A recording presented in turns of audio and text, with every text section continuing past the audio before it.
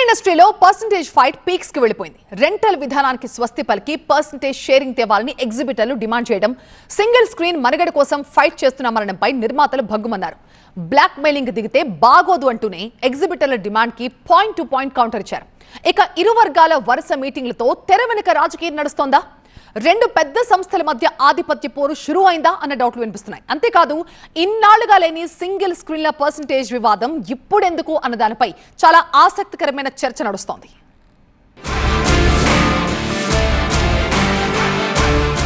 టాలీవుడ్ లో పర్సంటేజ్ పంచాయతీ ముదిరి పాకాన పడ్డట్టే కనిపిస్తుంది.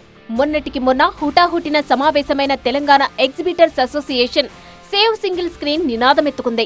పర్సంటేజ్ ఇస్తేనే థియేటర్లలో సినిమాలు వేయగలం, లేకపోతే కష్టమంటూ కుండ బద్దలు కొట్టేసింది. అంతేకాదు, టికెట్ల రేట్లను పెంచేదే లేదంది. దీంతో యాక్టివ్ ప్రొడ్యూసర్ గిల్డ్ అర్జెంటుగా సమావేశం ఏర్పాటు చేయడం, రిలీజ్ కి రెడీగా ఉన్న బడా సినిమాల నిర్మాతలు ఆ మీటింగ్ కి హాజరవ్వడం, కొందరు ఎగ్జిబిటర్లని టార్గెట్ చేస్తూ మాట్లాడడం ఫిలిం సర్కిల్స్ లో హాట్ టాపిక్ గా మారింది. ఆఫ్టర్ మీటింగ్ ఎగ్జిబిటర్ల తీరుపై నిర్మాతలు కాస్త ఘాటుగానే రియాక్ట్ అయ్యారు. డిస్ట్రిబ్యూటర్ ఎగ్జిబిటర్ తో పాటు నిర్మాత కూడా హ్యాపీగా లేడన్నది గుర్తించాలన్నారు. సమస్యలు లేవనట్లేదు, ఎలా సాల్వ్ చేయాలన్నది తమ ఆలోచనగా చెప్పుకొచ్చారు.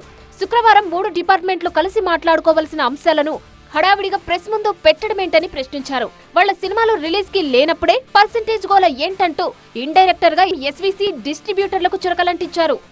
దీన్ని ఏంటంటే వాళ్ళే డెసిషన్లు పాస్ చేసేసుకోవటం, ఇది చేసేసుకోవటం, నెలాఖరి నుంచి ఇది అవ్వదు కుదరదంటాం, అక్కడ వెళ్ళి అవతల దాంట్లో కూడా యాక్టివేట్ చేసుకోవడం, పక్క రాష్ట్రంలో కూడా ఇక్కడ అర్జెంట్గా పుష్ చేసేస్తే అక్కడ కూడా ఒక గోల గలాటా చేసేయటం. ఏంటి సార్ ఇంత అవసరం అండి? ఇంత క్యాలిక్యులేటివ్గా అవసరమా? ఏం 15వ తారీఖు మీటింగ్ ఉంది, లేదంటే అందరం మాట్లాడుకుంటాం, మీకేం కావాలో అది ఒకటేనా, మాకేం కావాలో ఆలోచించరా? ఇది లాంగ్ పెండింగ్గా వాళ్ళు కన్వీనియంట్గా ఎక్కడ పాపప్ చేయాలి అలా జరుగుతూనే ఉందండి. మేము గత 8 నెలల నుంచి చూస్తున్నాం కదా, హరిహర వేమల నుంచి. దీని అనుమాల కనిపించిన 3వ సింహం కూడా ఉంది. అక్కడ ఆంధ్రాలో ఏదో చేసేయాలి, మా థియేటర్లు బ్రహ్మాండంగా, ఇలాంటివి చాలా ఉన్నాయండి. ఎకో సిస్టమ్ లో ఒకరు బాగోకపోతే అందరికీ ఇబ్బందులు తప్పవన్నారు మరో నిర్మాత నాగవంశీ. సింగిల్ స్క్రీన్ ని కాపాడాలంటున్న వాళ్లే వాటిని మూతబడేలా చేస్తున్నారని ఫైర్ అయ్యారు. కనీస వసతులు లేకుండా థియేటర్లు నడిపితే జనం ఎలా వస్తారని ప్రశ్నించారు. సింగిల్ స్క్రీన్ ని నడపలేకపోతే వదిలేసి తమకు ఇవ్వాలన్నారు. పనిలో పనిగా ఇండైరెక్ట్ గా సునీల్ నారంగ్ ని టార్గెట్ చేశారు.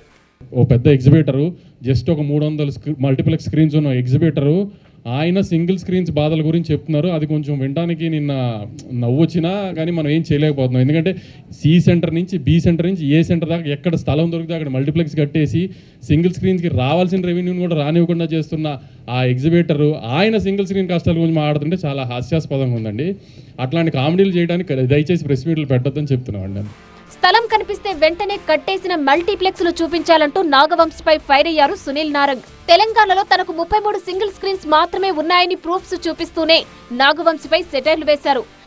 ఇందాక ప్రొడ్యూసర్ ఉంటాడు కదా, జస్ట్ क्या नाम है बेटा, वो प्रोड्यूसर रहता चश्मा पहन के, वो डुप्लीकेट बाल रहता देखो, నాగవంశీ సారీ ఆయన ఏదో అన్నాడు, నాకు మల్టీప్లెక్స్లే ఉన్నాయి, ఎక్కడ స్థలం కనిపిస్తే అక్కడ మల్టీప్లెక్స్ కట్టేస్తాను, ఎక్కడ స్థలం కనిపిస్తే అక్కడ కట్టేస్తానంట. ఈ లిస్ట్ ఉంది, ఆయన చూపెట్టండి. 33 థియేటర్స్ ఉన్నాయి మేము కట్టింది, సింగిల్ థియేటర్స్.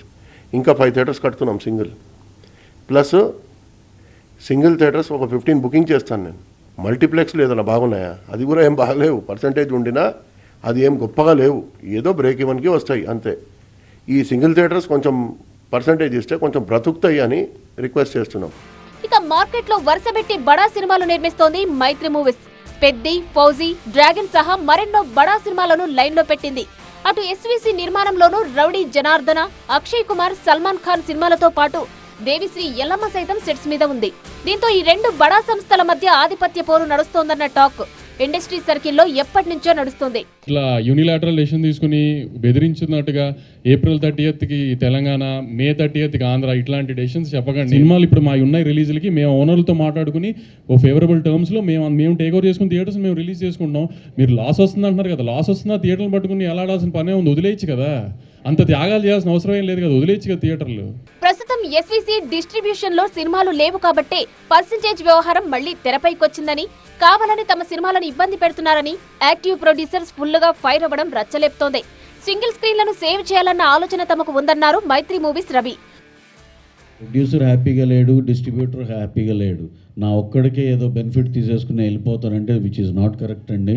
అందరూ 3 సెక్టర్లు కూర్చుని మాట్లాడుకొని వాట్ ఈజ్ రైట్, అందరికీ ఎలా బెనిఫిట్ జరగాలి ఇవన్నీ కూర్చుని మాట్లాడుకుని డెఫినెట్గా ఆ చేంజెస్ ఏవైతే కావాలనుకుంటున్నామో అది తప్పనిసరిగా మనం తెచ్చుకుందాం సార్. దాంట్లో అయితే ప్రాబ్లం లేదు. కాకపోతే ఈ యూనిలాటరల్ డెసిషన్ ఇవాళ రేపు అయిపోవాలి, లేకపోతే నెలాఖరికల్లా అయిపోవాలంటే అలా అవ్వదండి. మా సైడ్ నుంచి కూడా కొన్ని ఉన్నాయి సార్. ఏంటంటే ఇప్పుడు ఒక రన్ ట్రాక్ రావాలి, ఒక ట్రాన్స్పరెన్సీ రావాలి, అలాగే ఒక గ్రేడింగ్ ఆఫ్ థియేటర్స్ కావాలి.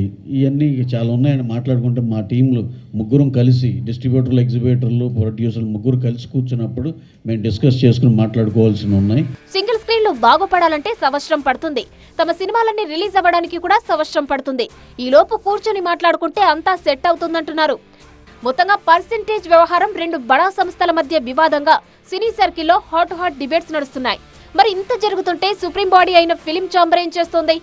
చూసి చూడనట్టు ఎందుకు వ్యవహరిస్తోంది అన్న దానిపై ఆసక్తికర చర్చ జరుగుతోంది.